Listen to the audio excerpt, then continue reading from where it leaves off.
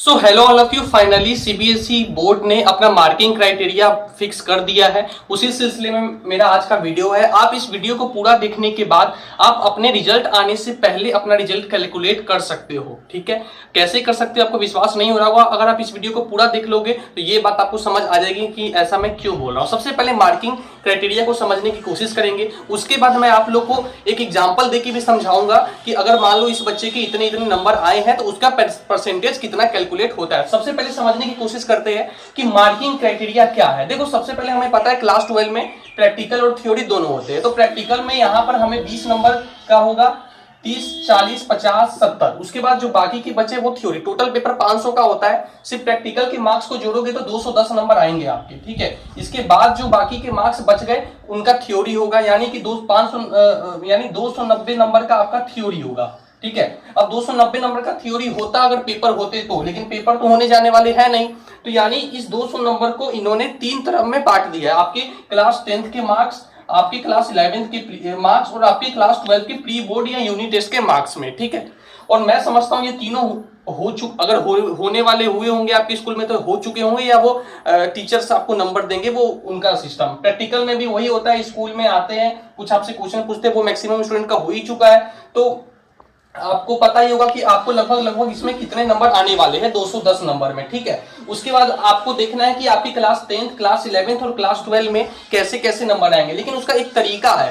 तरीका ये है कि जैसे मान लो कि इन्होंने क्या किया है कि सारे सब्जेक्ट का सेम वैल्यूएशन नहीं। जैसे एक थ्योरी पेपर 80, 70, 60, 50 और 30। ठीक है, लेकिन आप जैसे मान लो आपने क्लास 10th, तो आपको देखना है कि मेरे क्लास 10th में कौन से सब्जेक्ट में सबसे ज्यादा मार्क्स आए थे। ठीक है, मान लो आपके हिंदी में सबसे अच्छा मार्क्स आया था, तो हिंदी का आपको देखना है कि आपको मान लो 100 नंबर का हिंदी का पेपर हुआ था, तो 100 में भाई साहब आपके आए थे 95 नंबर। ठीक है, तो 24 में कितने आते, तो आपको कैलकुलेट कर लेना 95 डिवाइडेड बाय 100 इंटू 24। तो आपको ये पता चल जाएगा कि आपका इसमें यहाँ पे कितना आ रहा है। आपको यहाँ पे लिख लेना है, कैलकुलेट करते चलो।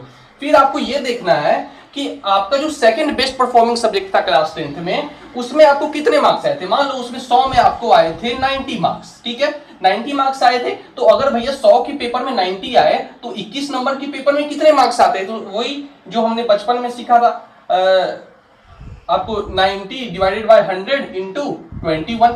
ठीक है, उसी तरह फिर आपका जो थर्ड बेस्ट परफॉर्मिंग सब्जेक्ट होगा, फिर उसके बाद फोर्थ और उसके बाद फिफ्थ। ठीक है, अब आपको 11th की तरफ आ जाना है। 11th में आपको आपका रिजल्ट आपके पास होगा ही, तो उसमें भी आपको यही करना है। जो आपका टॉप बेस्ट परफॉर्मिंग सब्जेक्ट होगा उसमें आपको नहीं, इसमें बेस्ट परफॉर्मिंग सब्जेक्ट नहीं, बिल्कुल नहीं, क्योंकि 11th का जो पेपर आपने का होगा उसमें आपका जो 80 नंबर का पेपर हुआ था उसमें आपको कितने नंबर आए, इतने आए भाई साहब। मेरे आए 80 में 50 नंबर, तो 24 में कितने आते, तो आपको सेम उसी तरह कैलकुलेट कर लेना है।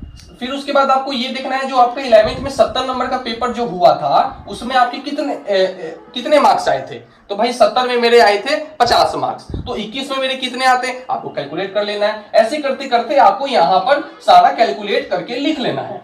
उम्मीद कर रहा हूं आप मेरी बात को समझ रहे होंगे। जो टॉप परफॉर्मिंग, जो आपका 10th में आपको बेस्ट परफॉर्मिंग सब्जेक्ट देखना है, लेकिन 11th में आपको बेस्ट परफॉर्मिंग सब्जेक्ट नहीं देखना है। उसमें आपको बस, क्योंकि 11th और 12 में तो सेम ही मार्किंग क्राइटेरिया है ना, कि 70 नंबर का अगर थ्योरी है तो 30 नंबर का प्रैक्टिकल, वो सब्जेक्ट के हिसाब से वहां लिखा ही हुआ है। अब आ जाते हैं भाई प्री बोर्ड में। प्री बोर्ड में आपके कितने हैं ये मैक्सिमम स्टूडेंट को पता नहीं है, लेकिन अब आप यहाँ पे एक आपको अंदाजा खेलना होगा कि आपके प्री बोर्ड में कितने मार्क्स आए हैं। ठीक है, अब प्री बोर्ड में मैं समझता हूँ आपका अंदाजा ऊपर नीचे लग जाए, या कई स्कूल में आप जाओ देखो, पूछो कि सर मेरे कितने मार्क्स आए हैं। ठीक है, वहां से आप पता करो। कुछ स्कूल में तो पैसे वैसे लेके भी करेंगे, मुझे जैसा लगता है इस बार ऐसा कुछ होगा, देखना आप। तो उसमें आपको ये देखना है कि प्री बोर्ड में कितने आए, तो आपको एक रफ आइडिया ले लेना है, हाँ भाई मेरे प्री बोर्ड में इतने नंबर के करीब आए होंगे, इतने आए होंगे। तो फिर आपको ये देखना है कि भाई साहब जब मेरे इसमें 40% है, याद रखना। जब मेरे 100 में प्री बोर्ड मेरा 80 का हुआ, 80 में मेरे आते हैं 40 नंबर, तो मेरा 32 नंबर का अगर पेपर होता तो कितने नंबर आते।